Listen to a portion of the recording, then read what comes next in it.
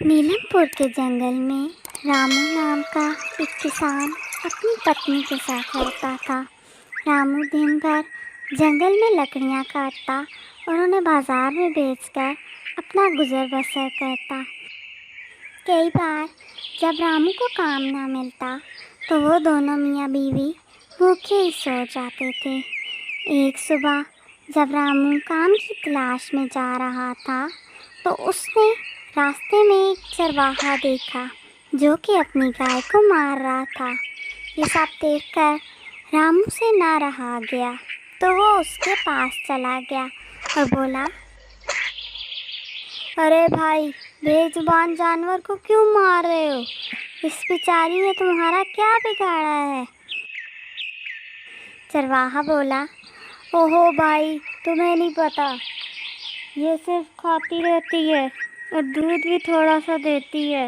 मार तो पड़ेगी इसे, और हाँ, तुम अपने काम से काम रखो। ये मेरी गाय है, मेरी मर्जी इसे मारूं या ना मारूं। ये कहकर वो फिर से उसे मारने लगा। रामू को उस चरवाहे की बात सुनकर बहुत दुख हुआ और वो कुछ कहे बिना ही वहाँ से चल दिया। और फिर रामू ने अक्सर चरवाहे को अपनी गाय को मारते पीटते देखा। एक दिन उससे ना रहा गया तो वो सोचने लगा, मुझे इस गाय के लिए कुछ करना होगा।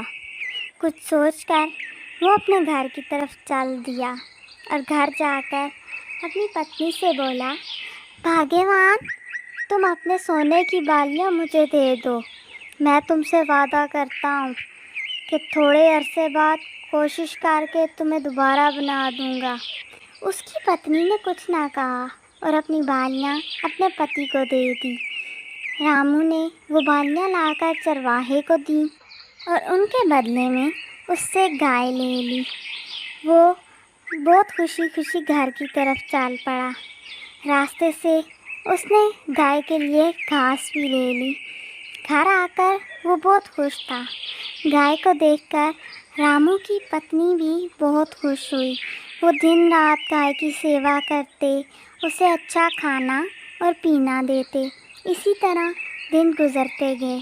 अचानक एक दिन जब रामू घर में आराम कर रहा था तो उसकी पत्नी ने खुशी से उसे आवाज़ दी, अजी सुनते हो, जल्दी से आओ। जब वो बाहर गया तो देखकर हैरान रह गया कि उसकी गाय ने सोने का गोबर दिया है।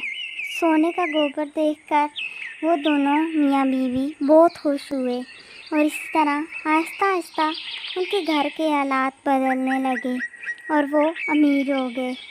इसी तरह रामू के दिल में लालच आ गया। वो एक दिन खुद से बोला, ऐसा क्या करूं कि सारा सोना एक ही दिन में मिल जाए। ये रोज़ रोज़ थोड़ा थोड़ा गोबर इकट्ठा करके अब गुजारा नहीं हो रहा। कुछ सोचकर वो एक छुरी लेकर आया और वो छुरी उसने गाय के पेट में मार दी। वो छुरी लगते ही गाय का खून निकलने लगा। साथ ही गाय ज़मीन पर गिर गई और मर गई। गाय को अपनी आंखों के सामने गिरता हुआ देखकर रामू से ना रहा गया और वो उसके साथ ही ज़मीन पर गिर गया। इस कहानी से हमें ये सबक मिलता है कि लालच बुरी बला है। पुराने वक्तों की बात है कि एक जंगल में गीता नामी एक गाय रहती थी। वो बहुत ही प्यारी और मासूम थी। जंगल में रहने वाले सभी जानवर और पक्षी उससे बहुत खुश थे। वो हर वक्त अपने ध्यान में मगन रहती और किसी की भी फिक्र ना करती थी।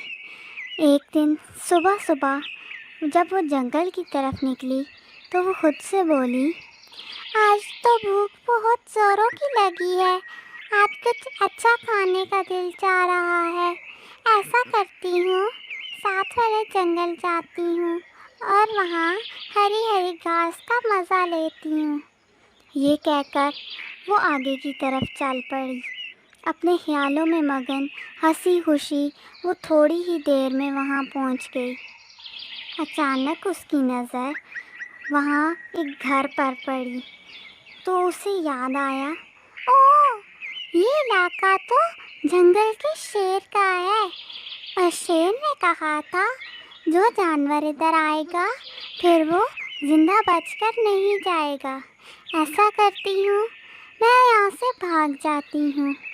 ऐसे भी मुझे यहाँ किसी ने नहीं देखा, वैसे भी शेरू तो सो रहा है। ये कहकर वो पीछे की तरफ मुड़ी और इतने में उसे शेर की गरजदार आवाज़ सुनाई दी। अरे गीता, खुद चल कर आइयो। अच्छा, तो तुम्हें पता है ना मैंने क्या कहा था? अगर कोई भी जानवर मेरे इलाके में आया तो मैं उसे ज़िंदा नहीं छोड़ूंगा। ये तो अच्छी बात है कि तुम खुद चल कर आई हो। शेरू भाई, मुझसे गलती हो गई है, मैं आइंदा इधर नहीं आऊँगी। तुम जिंदा बचकर जाओगी तो फिर इधर आओगी ना। ये कहकर शेरू ने गीता पर हमला कर दिया। दूर जादुई चिड़िया वहाँ से गुजर रही थी, वो ये मंजर देखकर रुक गई। जब उसने देखा कि शेर गीता को खाने वाला है तो वो जल्दी से बोली, घबराओ नहीं गीता, मैं तुम्हारे साथ हूँ, ये लो एक जादुई पावर।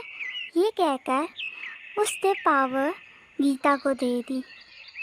मैजिक पावर मिलते ही गीता में पावर आ गई और वो जल्दी से वहाँ से भाग गई और इस तरह उसकी जान बच गई।